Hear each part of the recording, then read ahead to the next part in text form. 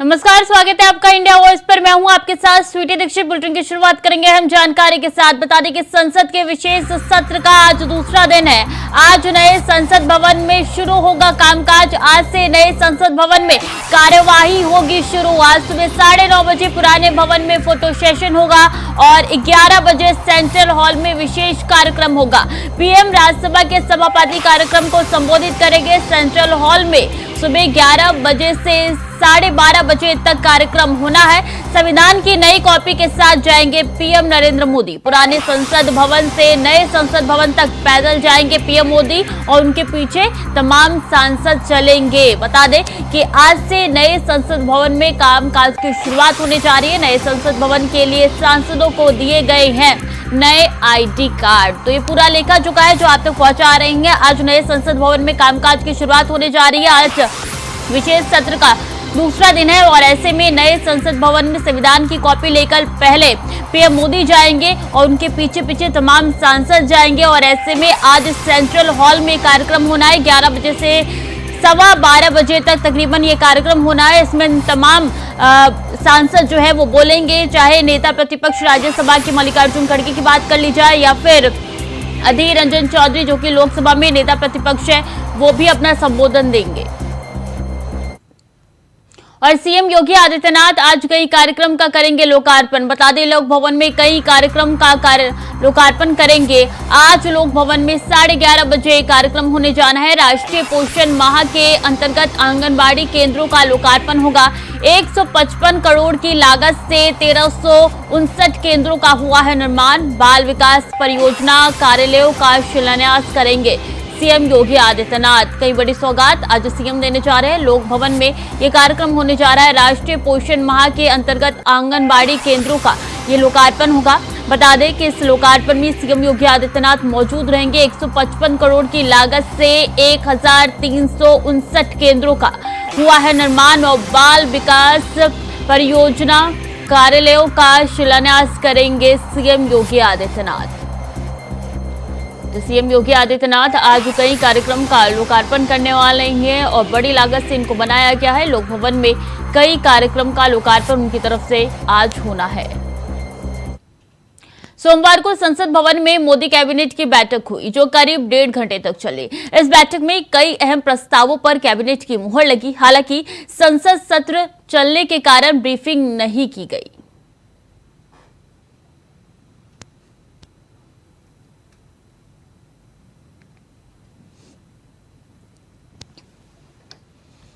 और पुरानी संसद में सोमवार को संसद की कार्यवाही का आखिरी दिन है। मंगलवार यानी 19 सितंबर से संसद की कार्यवाही नए सदन भवन में होगी। पीएम मोदी ने इस भवन में 50 मिनट की आखिरी स्पीच दी। पीएम ने कहा कि देश 75 वर्षों की संसदीय यात्रा का एक बार फिर से स्मरण कराने के लिए और नए सदन में जाने के लिए उन प्रेरक पलों को, इतिहास की अहम घड़ी को स्मरण करते हुए आगे बढ़ाने का ये अवसर है। हम सब इस ऐतिहासिक भवन से विदा ले रहे हैं।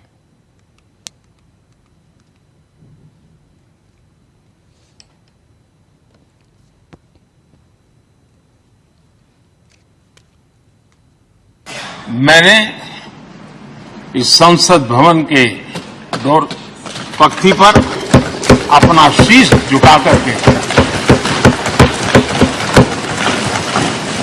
इस लोकतंत्र के मंदिर को श्रद्धा भाव से नमन करते हुए मैंने पैर रखा था। वो पल मेरे लिए भावनाओं से भरी हुई थी। मैं कल्पना नहीं कर सकता था, लेकिन भारत के लोकतंत्र की ताकत है, भारत के सामान्य मानवी की लोकतंत्र के प्रति श्रद्धा का प्रतिबिंब है कि रेलवे प्लेटफॉर्म पर गुजारा करने वाला एक गरीब परिवार का बच्चा पार्लियामेंट पहुंच गया।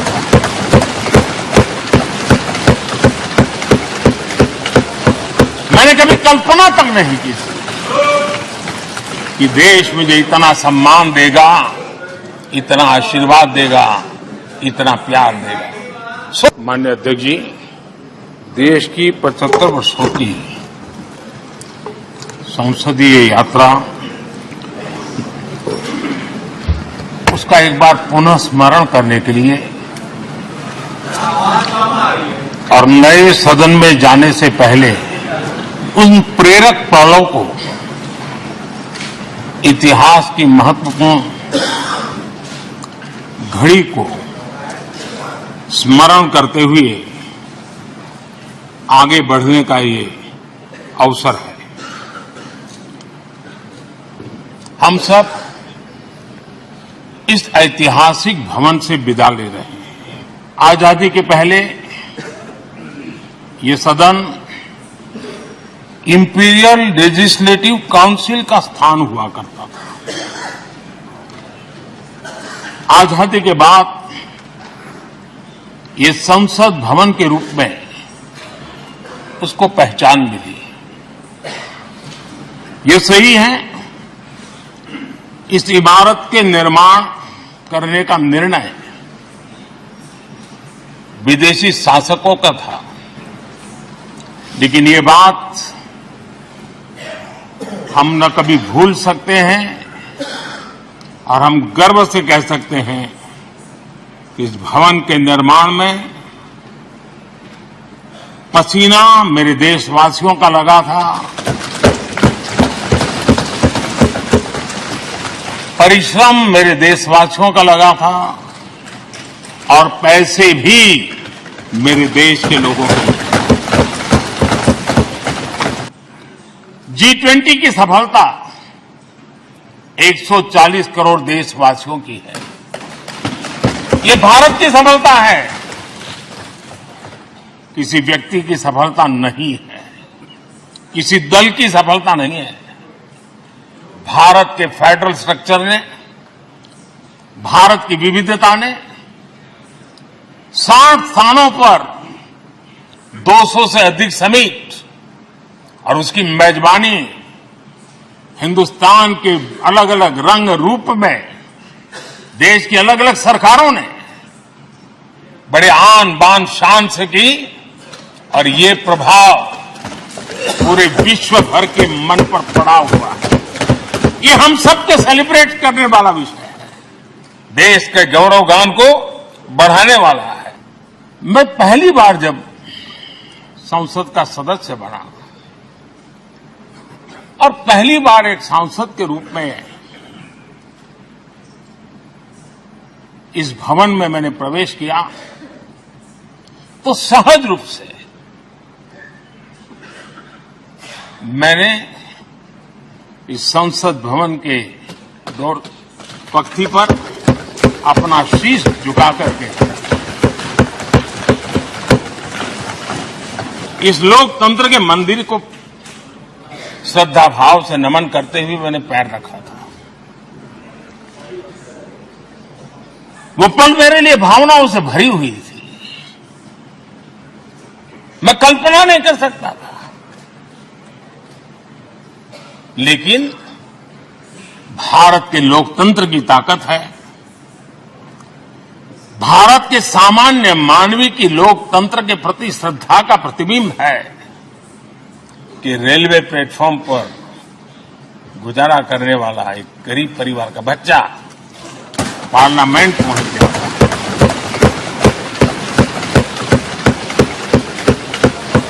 मैंने कभी कल्पना तक नहीं की कि देश मुझे इतना सम्मान देगा, इतना आशीर्वाद देगा, इतना प्यार देगा।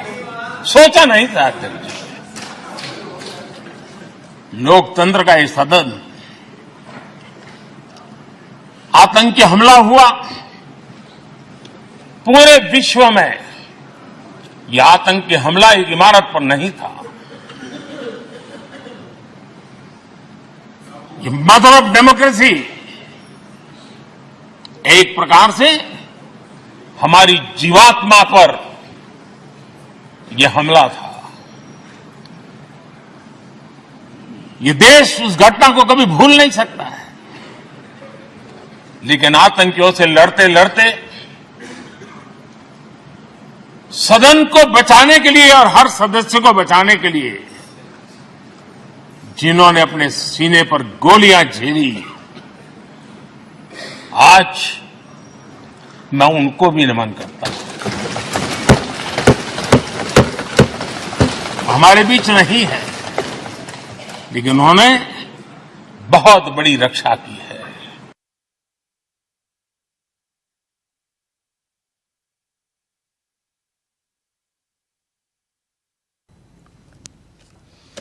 वहीं सदन में महिला आरक्षण बिल को लेकर विपक्षी नेताओं ने क्या कुछ कहा, आइए आपको सुनाते हैं। हमारे पार्टी की तरफ से, खासकर हमारे पार्टी की CPP chairperson madam Sonia Gandhi ji, ये Sonia Gandhi ji women reservation bill के लिए सदन में कितने बार सवाल किए हैं और उन्हीं की अगुवाई में राज्यसभा में पारित होते हुए भी ये आज तक साकार नहीं हो पाए। तो हमारी तरफ से फिर हम ये मांग करते हैं कि आपकी सरकार रहते हुए ये वुमेन रिजर्वेशन बिल को पारित किया जाए। ये हमारी देशवासियों की मांग है। मुझे लगता है कि आप हमारी बात को जरूर गौर से सोचेंगे। महिला रिजर्वेशन का बिल आना चाहिए और महिलाओं को देना चाहिए जो ड्यू है। आज तक हमने सब कोशिश की, लेकिन अब मैं समझता हूं जब आप ये मुद्दा उठाएंगे तो जरूर आपके बात को मान्यता वो दे देंगे। इस समय राज्यसभा में 10% और लोकसभा में 14% महिला सांसद है। विधानसभाओं में महिलाओं की भागीदारी 10% है। 1952 में नेहरू जी के प्रधानमंत्री काल में पहली लोकसभा में केवल वो भी 5% सांसद महिलाएं थी, लेकिन 70 साल के बाद भी आज 14, 15, 10 के अंदर ही है महिला थी। तो अमेरिकी, मैं और भी आंकड़े देता हूं कि महिलाओं को दूसरे जगह भी ऐसा ही हो रहा है। अमेरिकी संसद में 2%, ब्रिटेन में 3% महिला सांसद थे। आज अमेरिका की संसद में 28% और ब्रिटेन में 33% महिला सांसद आज है। तो इसीलिए मैं आपसे गुजारिश करूंगा कि इस महिलाओं का जो बिल है इसको आप। जनता दल यूनाइटेड के दिल्ली प्रदेश अध्यक्ष शैलेंद्र कुमार जी ने कहा है कि G20 जैसे सम्मेलन होते रहने चाहिए और प्रधानमंत्री को भी देखना चाहिए कि जिस तरीके से प्रोग्राम किया जा रहा है इसमें गरीबों को ना दबाया जाए। इसी को लेकर हमारे संवाददाता अजय चौहान ने जेडीयू के दिल्ली प्रदेश अध्यक्ष शैलेंद्र कुमार से खास बातचीत की है। सम्मेलन को लेकर लगातार चर्चाओं में रहा। उससे पहले कुछ पार्टियां विरोध करती रहीं, लेकिन G20 सम्मेलन जब समाप्त हुआ तो कुछ पार्टियों ने समर्थन भी किया। बात करें जिस तरीके से हर प्रदेश के मुख्यमंत्री को राष्ट्रपति प्रधानमंत्री मोदी की तरफ से न्योते पर खाने पर बुलाया गया, वो वहां पर पहुंचे। बिहार के मुख्यमंत्री भी पहुंचे, झारखंड के मुख्यमंत्री पहुंचे, बंगाल के भी मुख्यमंत्री पहुंचे, यानी कि उत्तर प्रदेश, उत्तराखंड, दिल्ली के भी कई ऐसे मुख्यमंत्री पहुंचे जहां पर सराहनीय रहा। लेकिन सबसे चर्चाओं में नीतीश कुमार जी रहे। उसी को लेकर जनता दल के जो दिल्ली प्रदेश अध्यक्ष हैं शैलेंद्र कुमार जी, उनसे हम बात करेंगे। जो दिल्ली में सम्मेलन किया गया उसको लेकर आपकी क्या राय है? सर, सबसे पहले इंडिया वॉइस में आपका स्वागत है। मेरे तरफ से भी इंडिया वॉइस को शुभकामना। सर, कैसे देखते हैं G20 सम्मेलन को लेकर, क्योंकि काफी लोगों ने अफवाहें और बातें उठाई कि G20 सम्मेलन जिस तरह से गरीबों पर एक बाहर पड़ रहा है, उनकी झोंपड़ियों को ढक दिया गया है, जो गंदगी है उसको छिपाया जा रहा है, तो क्या लगता है कि राजनीति होनी चाहिए, क्योंकि देश के हित में ये काम किया गया था? देखिए, सम्मेलन तो होना चाहिए, सम्मेलन होना अच्छी बात है। पूरे विश्व से 20 देशों के लोग आए, अच्छी बात है। लेकिन दुखद बात यह है कि जो हमारी असलियत है उसको मिटाने की सरकार ने पुरजोर कोशिश की। उदाहरण के लिए आप देखेंगे कि जहां गरीब लोगों की बस्ती है उसको ढकने का कोशिश किए, उसको बंद करने का कोशिश किए। परिणाम ये हुआ कि उन लोगों को खाना पानी तक मुयस्सर नहीं हुआ। इतनी सुरक्षा पूरे दिल्ली में सख्त कर दी गई, मकानों को ढक दिया गया, दरवाजों को बंद कर दिया गया, खिड़कियों को बंद करवाया गया। सुरक्षा इतना ज़्यादा सख्त किया गया जिससे आम जीवन अस्त व्यस्त हो गया। सदन जी, आपको दिल्ली की एक जिम्मेदारी दी गई है, जनता दल यूनाइटेड आप अध्यक्ष बनाए गए यहाँ पर। अगर बात करें जिस तरह से गठबंधन की, तो जिस तरह गठबंधन ने बार बार विरोध किया, लेकिन अब कांग्रेस ही समर्थन कर रही है 2024 को लेकर के, क्या गठबंधन में कोई फूट आ सकती है? क्योंकि जिस तरह से प्रधानमंत्री नरेंद्र मोदी जी ने नीतीश कुमार के कंधे पर हाथ रखा, बाइडेन से मुलाकात की, उसको लेकर अब कांग्रेस जो है कई सवाल खड़े कर रही है। क्या लगता है कि कहीं ना कहीं ये 2024 से पहले गठबंधन में दरार आ सकती है? गठबंधन में दरार एक दूसरा मुद्दा है। जहां तक नीतीश कुमार जी को सहानुभूति और प्रेम माननीय प्रधानमंत्री जी ने दिया, निश्चित तौर पे नीतीश कुमार एक वैसे योग्य व्यक्ति हैं, एक वैसे चरित्र के व्यक्ति हैं जिनको आज पूरा देश आदर्श के रूप में देखता है, सम्मान के रूप में देखता है। सदन जी, आपको दिल्ली की एक जिम्मेदारी दी गई है, जनता दल यूनाइटेड आप अध्यक्ष बनाए गए यहाँ पर। अगर बात करें जिस तरह से गठबंधन की, तो जिस तरह गठबंधन ने बार बार विरोध किया, लेकिन अब कांग्रेस ही समर्थन कर रही है 2024 को लेकर के, क्या गठबंधन में कोई फूट आ सकती है? क्योंकि जिस तरह से प्रधानमंत्री नरेंद्र मोदी जी ने नीतीश कुमार के कंधे पर हाथ रखा, बाइडेन से मुलाकात की, उसको लेकर अब कांग्रेस जो है कई सवाल खड़े कर रही है। क्या लगता है कि कहीं ना कहीं ये 2024 से पहले गठबंधन में दरार आ सकती है? गठबंधन में दरार एक दूसरा मुद्दा है। जहां तक नीतीश कुमार जी को सहानुभूति और प्रेम माननीय प्रधानमंत्री जी ने दिया, निश्चित तौर पे नीतीश कुमार एक वैसे योग्य व्यक्ति हैं, एक वैसे चरित्र के व्यक्ति हैं जिनको आज पूरा देश आदर्श के रूप में देखता है, सम्मान के रूप में देखता है। नीतीश कुमार एक सम्मानित व्यक्ति हैं। मैं आपको बता दूं, इतने दिनों के राजनीतिक जीवन में केंद्र में भी रेल मंत्री, भूतल परिवहन मंत्री, कृषि मंत्री रहे, राज्य में भी इतने वर्षों तक मुख्यमंत्री रहे, लेकिन आज तक भी समाजवाद से अलग हट करके कोई व्यक्ति नहीं कह सकता उनके परिवार का भी कोई व्यक्ति राजनीति में है या कोई एमएलए एमपी है। निश्चित तौर पे उन पर कभी भी कोई उस तरह के आरोप नहीं लगे हैं जो दूसरे आम राजनीतिज्ञों को आम जीवन में लगता है।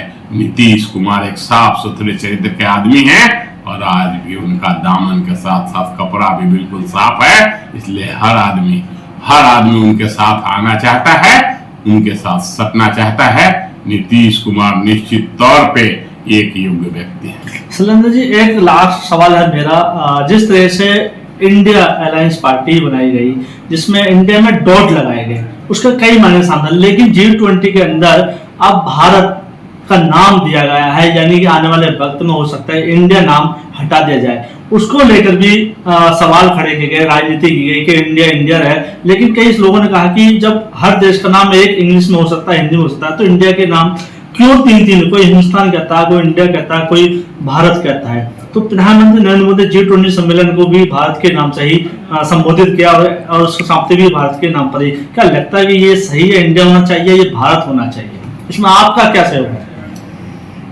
देखिए, हिंदुस्तान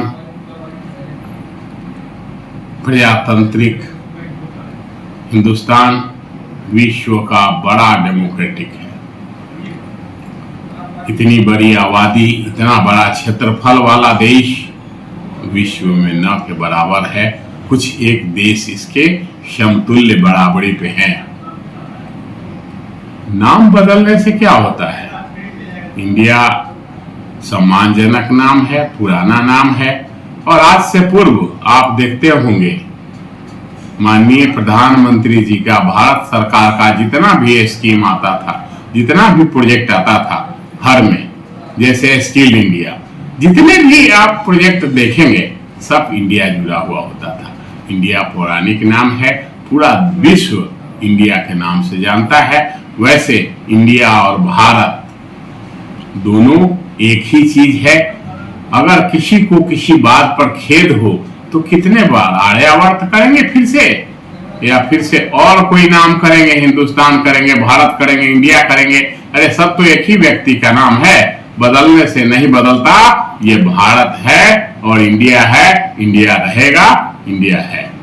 तो ये थे जनता दल के दिल्ली प्रदेश अध्यक्ष शैलेंद्र कुमार जी, जो साफ साफ कहा इंडिया है, इंडिया रहेगा, भारत है, भारत रहेगा, क्योंकि लगातार जो राजनीति है वो भी कहीं गर्माती नजर आ रही थी। लेकिन 2024 का जो चुनाव है वो कहीं ना कहीं अभी पेश फंसा हुआ है, उसको लेकर साफ साफ नहीं कहा। लेकिन देखना ये वाली बात होगी कि G20 जो सम्मेलन किया गया, भारत के लिए कितना बेनिफिट होगा, एनडीए के लिए कितना बेनिफिट होगा, या इंडिया के लिए कितना बेनिफिट होगा, क्योंकि ये तो वक्त बताएगा। दिल्ली से अजय चौहान, इंडिया वॉइस, दिल्ली। और देश में सनातन धर्म को लेकर चल रहा विवाद रुकने का नाम नहीं ले रहा है। बिहार सरकार के शिक्षा मंत्री चंद्रशेखर यादव ने रामचरितमानस पर विवादित बयान देने के बाद अब भगवान राम पर बयान दिया है। चंद्रशेखर यादव ने बिहार के सुपौल में कहा है कि मेरे सपने में भगवान राम आए और उन्होंने कहा कि लोग हमें बाजार में बेच रही हैं, तुम मुझे बाजार में बिकने से बचा लो। उनके इस बयान के बाद एक बार फिर से विवाद तय माना जा रहा है।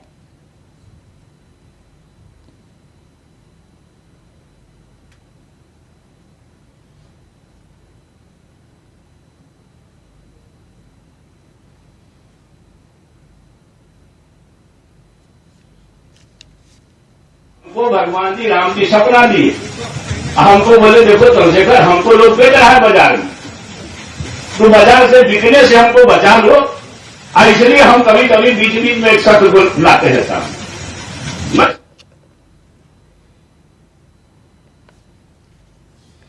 तो इस बीच अहम जानकारी, अनंतनाग में 7 दिन से एनकाउंटर जारी है। कोरकनाग के जंगल में सुरक्षा बलों का सर्च ऑपरेशन अभी भी जारी है।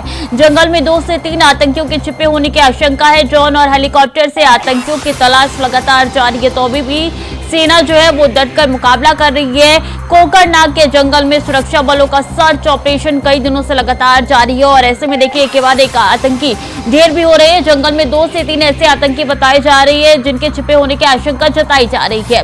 अनंतनाग में पिछले 1 हफ्ते से लगातार एनकाउंटर जारी है। इसमें हमारे जवान शहीद भी हुए हैं, लेकिन पीछे हटने का कोई भी यहाँ पे बात नहीं है। बता दें कि यहाँ पे लगातार सुरक्षा बलों की तरफ से मुठभेड़ भी की जा रही है, सर्च ऑपरेशन भी चलाया जा रहा है। जंगल में 2 से 3 आतंकियों के छिपे होने की आशंका अभी भी है, इसलिए सर्च ऑपरेशन निरंतर जारी है। ड्रोन और हेलीकॉप्टर की सहायता से आतंकियों की तलाश की जा रही है। कोकरनाग के जंगल में सुरक्षा बलों का सर्च ऑपरेशन अभी भी चल रहा है। 7 दिन हो चुके हैं, लेकिन अभी तक रुकने का नाम नहीं ले रहा है, क्योंकि 2 से 3 आतंकी ऐसे हैं जो अभी तक जंगल में छिपे हुए हैं। तो फिलहाल के लिए बुलेटिन में इतना ही। खबरें लगातार जारी है, देखते रहे इंडिया वॉइस।